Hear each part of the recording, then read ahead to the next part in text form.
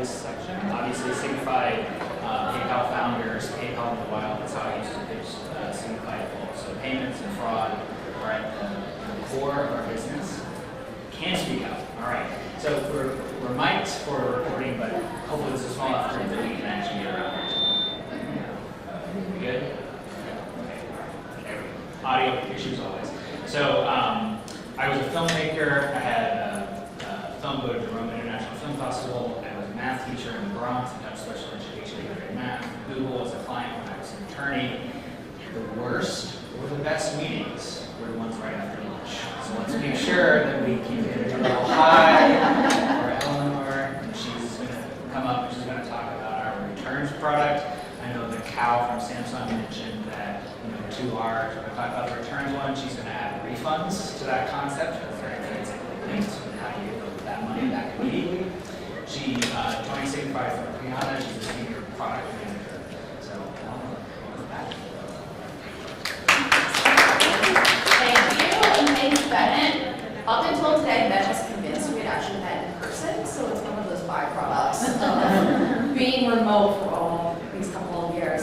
As Bennett mentioned, I previously came from the merchant side. I worked for a fashion company called Rihanna, who was actually a Signifyd merchant. So I was able to join an organization where I already knew the product, I loved the product, and I had this new problem. We were facing a returns problem, and I didn't know what to do with it at the time. I was a merchant. I was like, we'll deal with this later.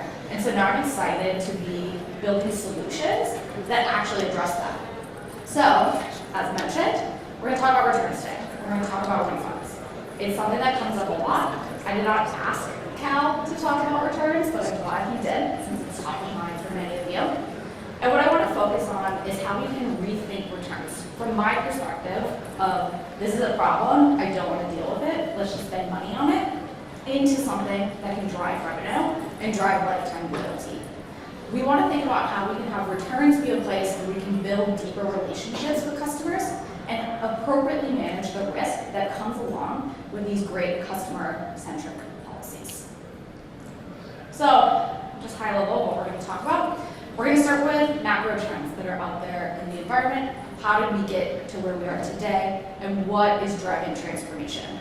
I'm going to then move into how we can take a more modern view of returns and how we can really adopt this experience for our post-pandemic consumers. And then lastly, we're going to talk about some guiding principles and actionable advice that you can take for return optimization. Time for questions at the end too, so feel free to file those away. Perfect. Jumping right in, no one is surprised, we all know this, that e-commerce exploded over the course of the pandemic. Where we are now is where we thought we were going to be in 2025. That's crazy. So that condensed growth has made more problems and good problems. And it makes sense. You're shifting from physical to digital. E-commerce is going to be a bigger channel for you. Your e-commerce returns are going to grow right along with it. If your business is online, your returns are going to have to be online.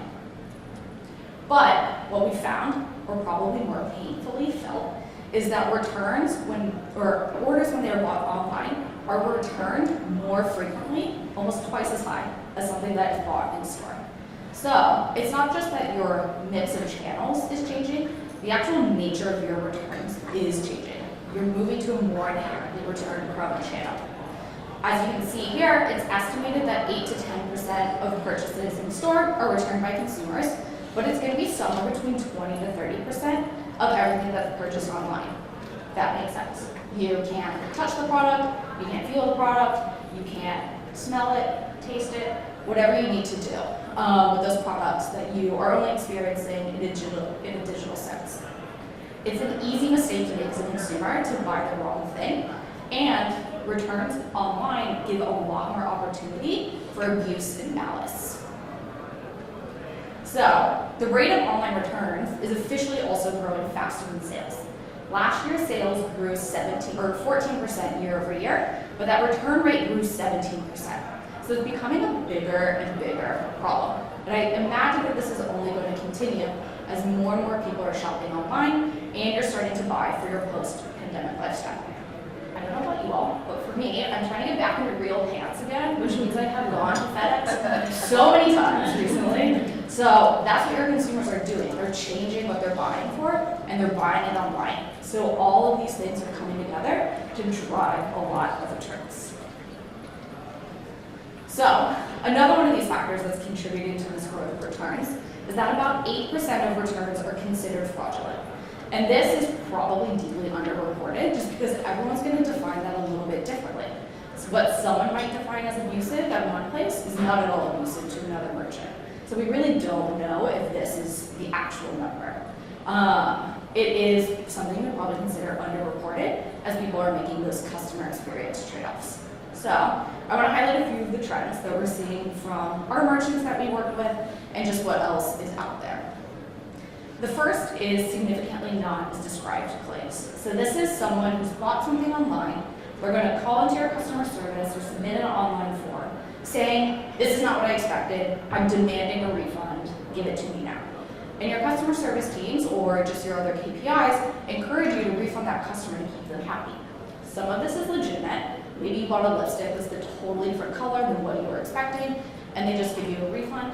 But as this gets out there, and as you're more and more friendly, abusers are going to take advantage of you. We've seen it numerous times online of people joining Reddit forums where they exclusively talk about where it's easy to get refunds. And then, all of a sudden, you're going to have a lot of refunds.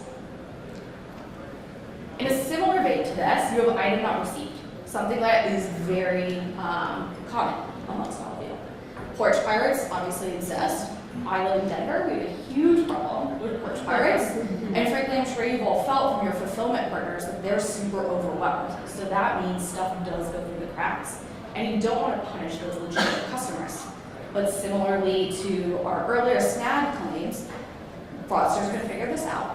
They're going to take advantage of this. And now all of a sudden, they're getting a ton of free product from you. Moving on to some of our more sophisticated ones, we have people who know that a merchant refunds on shipment. That's something you've done to keep your customers happy. Everyone loves it. They figure it out, and all of a sudden you're getting empty boxes and things that are just, empty. And that's awful because now you've paid to ship a box of air, which, as you know, is super expensive. Similar to that, we have my favorite, the switch and ship. So, similar to empty box returns, let's say you're refunding on shipment. Someone has figured out, though, that you do a weight comparison. So you look at the weight of the return scan to see if it's similar to what you're going to expect. Fraudsters figured this out. The most famous example is a potato was returned instead of an iPhone because you can cut it perfectly to size. So that was an expensive potato for that company to buy back. The other thing that people can do here is return counterfeit items in the case that you're a luxury goods provider. That's something we've heard about where all of a sudden a knockoff is in that box and your team just processes that return, you're fine, you get a refund. We also hear about it with electronics where someone buys an upgrade device that they already have and are now returning the older device, keeping the newer device, and getting that for free. Moving on to what I would call kind of the gray zones of abuse. So this is where every single company is going to have something different. I know that I'm sure many of us are guilty of bracketing, so that's when you buy a ton of stuff, knowing you're only going to keep a couple, and so that's a bummer. The merchant and you are out of that inventory. You can't sell it to someone who might keep it. You might get it back when it's already out of season and you have to offload it at a fire sale price. And that's something where you have that opportunity cost that you now have by having that item be out of your hands because this person that has previously bought it keeps stuff and hoards it all the time. And then lastly, we have wardrobing. I'm sure all the apparel merchants who may be here are familiar with this. So someone treating you as their personal closet, buying something, wearing something, returning it.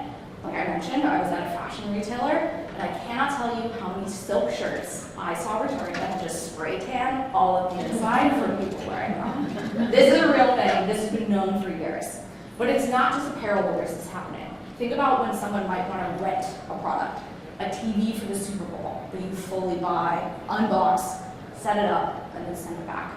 Or think about someone buys a really expensive computer system, and they take just the chip out and then return the whole thing to get a refund. So there's cases of abuse here too that spans across all industries, even though we've come to know it from apparel. so let's say the item actually made it back. Amazing. You avoided all of these other problems. Once it does get to you, it's estimated that about 25% of those things can't be resold. So that's inventory that you just have to write off, damage, or it's just too expensive to restock it.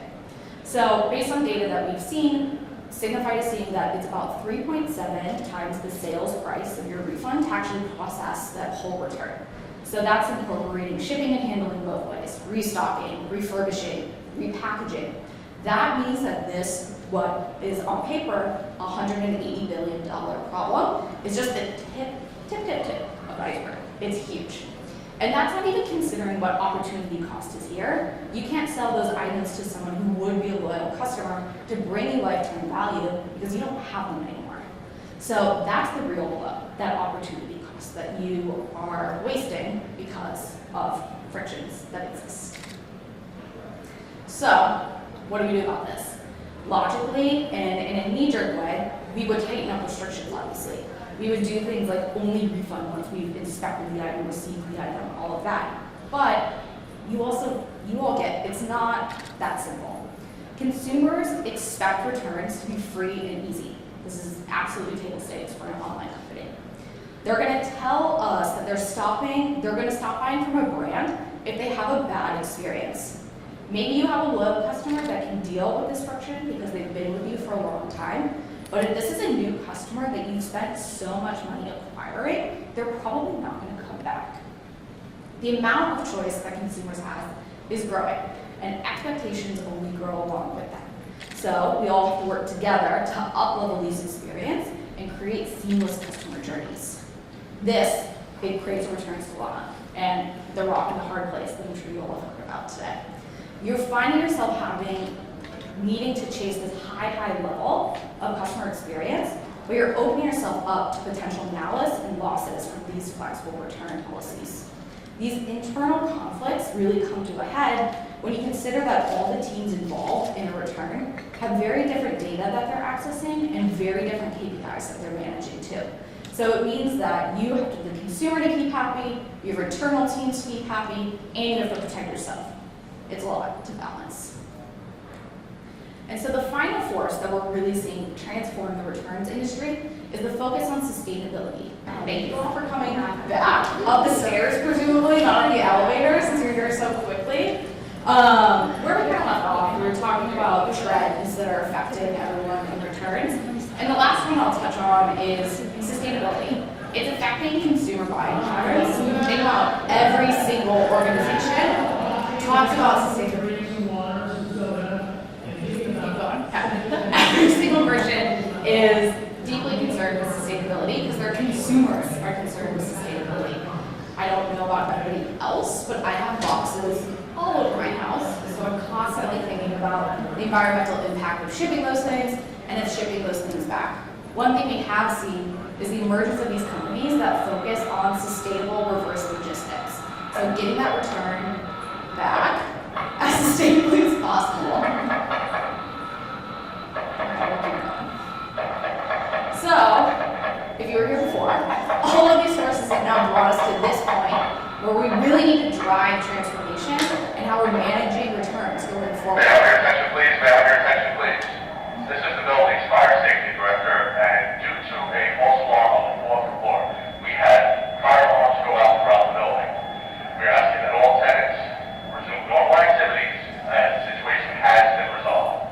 Once again, due to an earlier incident, while fire alarms did go off throughout the building, the situation has been resolved, and we are asking that all tenants at 360 Madison go amongst their regular business. Thank you very much. I appreciate it. It's like the report out when some SaaS company goes down. Anyhow, so returns used to be an afterthought. It was for me. It was a thing we had to deal with. It was a thing that cost money, but we can't ignore this anymore. It's time to really evolve and mature our thinking around this. So, step one is we need to reframe this thinking. We need to think about how returns can be a profit center and a revenue driver instead of just this cost sucker and this negative perspective. That moment a customer is coming to you to request a return is an opportunity for you to build and delight customer relationships. It's an opportunity to engage with your customer and engage with them when they're probably pretty frustrated and they're probably expecting a painful experience to really surprise and delight them. This is a chore for consumers today to return.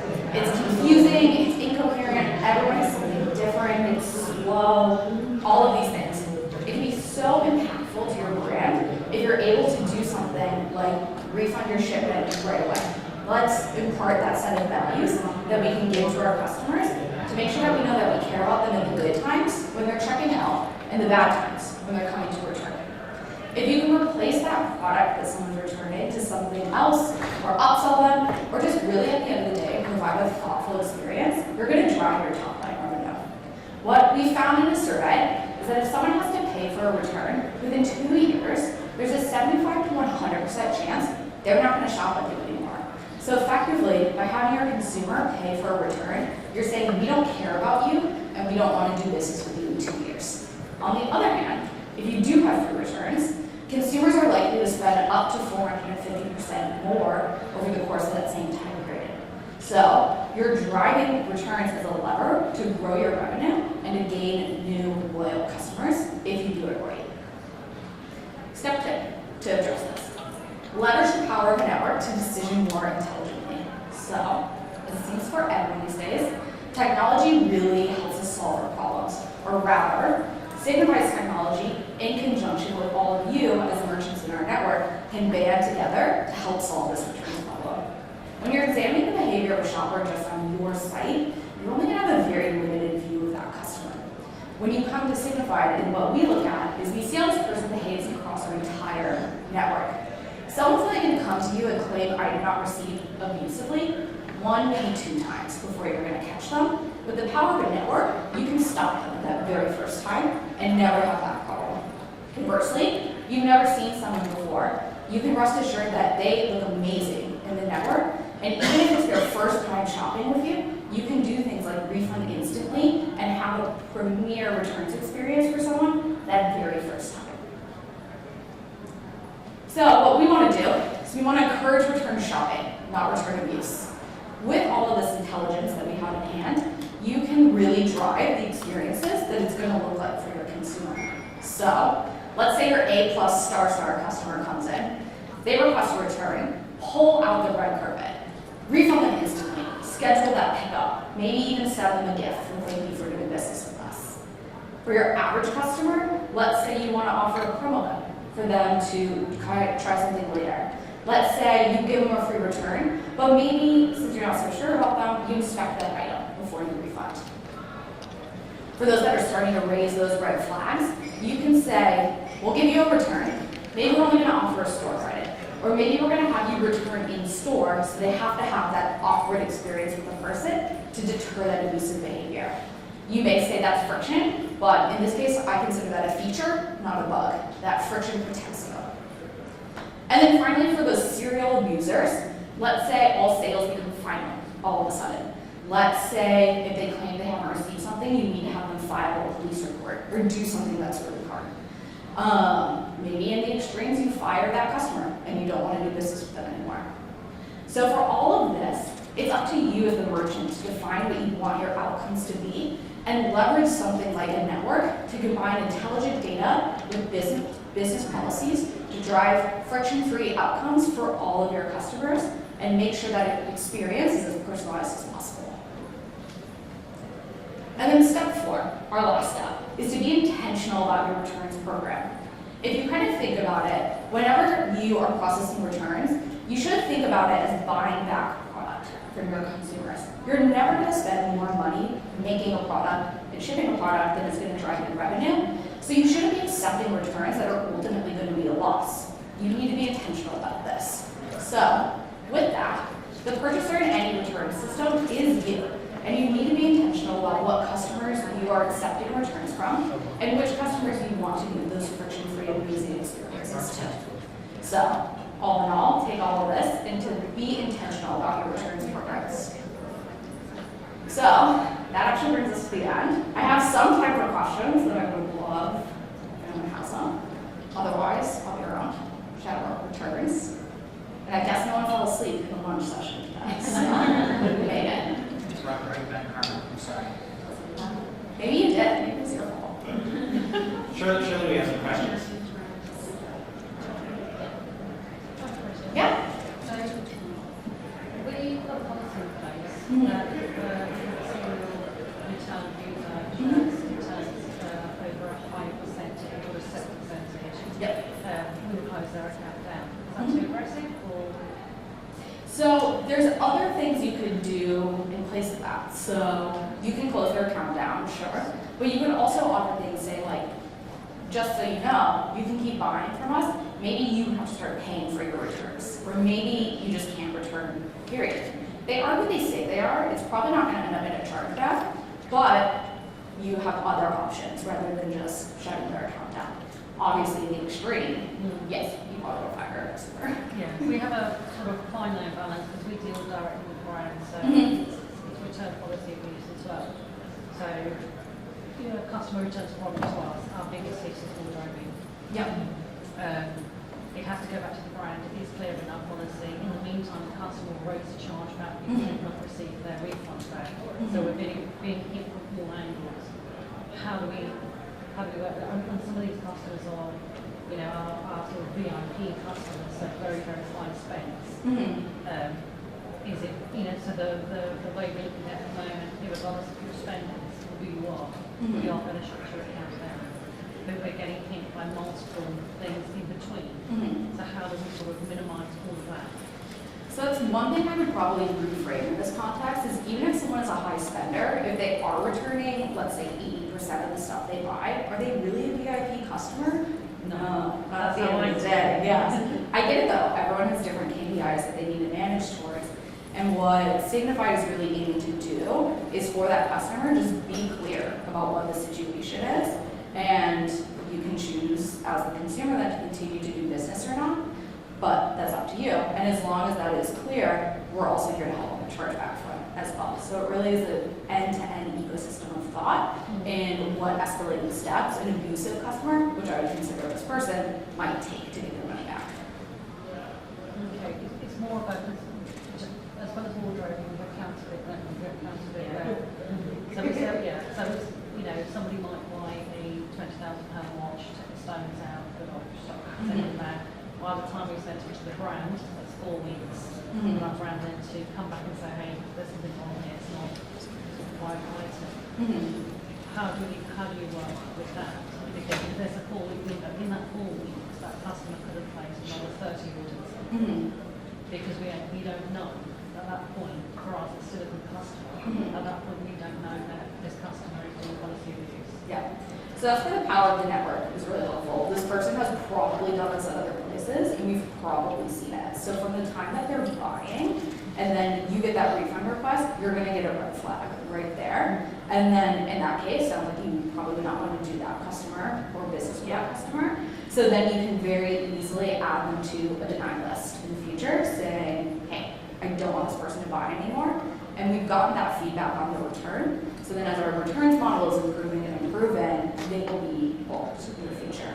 And that's really where the model and policy rules layer on top, because some people are not going to care about that at all. They're going to see a sale as a sale and just deal with it. So we are really about being transparent on the decisions that we're making, but giving you the control to change that to best suit your business.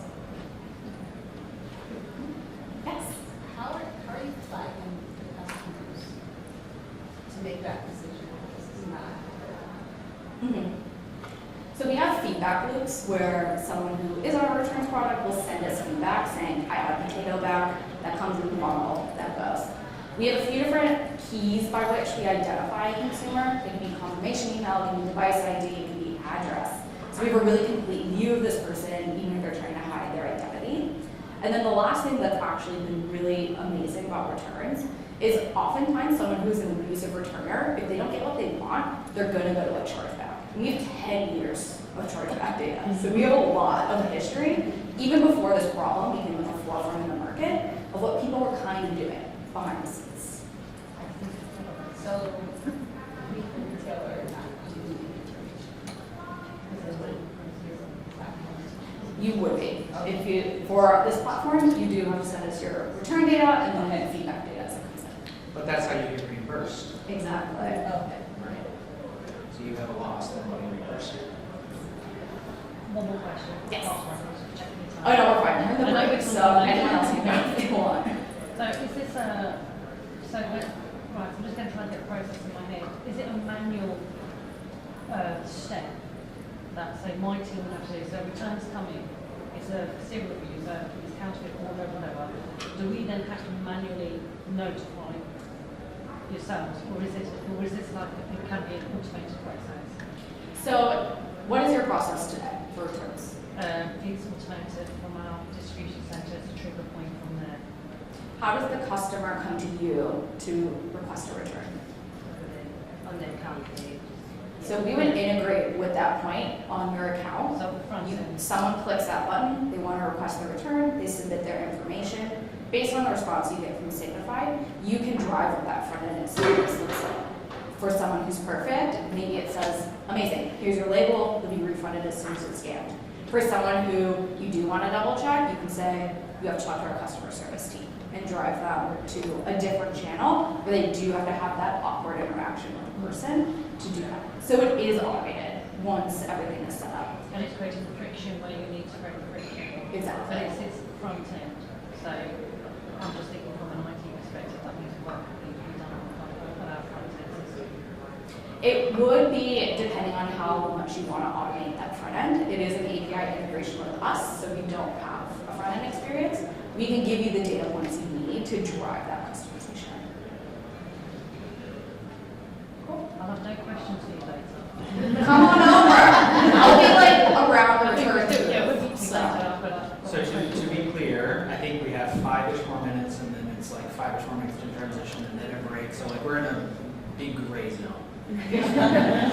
we're coming out of the fire haze. So if there are more questions, it's fine, and then we'll have enough time for transitions and then room. So any other questions? Yeah. So I'm finding we're partnered with Signifyd, but we're to no degree taking advantage of everything as we should. I feel like we're in a really good space where chargebacks are concerned. We're in a good space where fraud is concerned. Just like we heard with the speakers, one area that we're finding a lot of profit loss is around risk abuse. And one of those big pockets of loss has to do with item delivered but not received. yeah. And so I've worked at a few different companies, some with a lower price bracket and some in the luxury space, which means more money and more loss. Can you talk a little bit about how Signifyd helps with that? Yes, so that's really, we talk about returns, but if you think about it, a return is just a refund request where the item is going to come back. So we look at item not received claims very similarly. So similar system, we have a model, we can lay our policies on for what you want to do. We're able to take away a lot of that investigation work your agents might be doing. Like, was this delivered? Is there proof of delivery? Was there a signature? We can take care of all of that. So you get a clean response back to each of those requests. Where that response lives, we can customize with you. Whether that's an automated form, maybe it's in your customer service platform is the best place to put that, we can work with you on that. The great news is, not the great news, I guess, for people who are item not received abusers, they are always going to file a chargeback if they don't get what they want. So that's where you really, really get this benefit of data to say, hey, you don't want to do that. And then let's say they do file a chargeback, obviously Signifyd can cover you and reimburse you for that. So we take care of it end to end.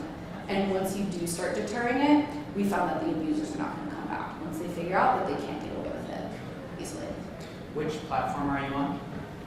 Right now, we're not even using Decision Management, so Oh, yeah, no. That's fine. Which, no, that's on the, Yeah. your e-com platform. Yeah. You use Shopify or? for admin Shopify. Yeah. Yeah. You can turn And we're new on. to Shopify, so like Yeah. we're migrating from Magento into Shopify. We're new to Shopify, new to Signifyd. We're just Learning. yes, yeah. You can turn on item not received. Yeah. You can turn on our complete chargeback protection in a day. if you Okay. want. Yeah, I just had the Decision Manager presentation, so we're super excited. Amazing. Yeah. so great. Perfect. That's- Of course. Another question? Yeah. How does Signifyd help the brand get their customers back in those prices? So you talked a lot about knocking someone down to the middle section and then a red flag where you're not processing an order. How does a resign, potentially maybe they're going through a hardship or they lost their job and, whatever else, how do they get back up to being a VIP customer?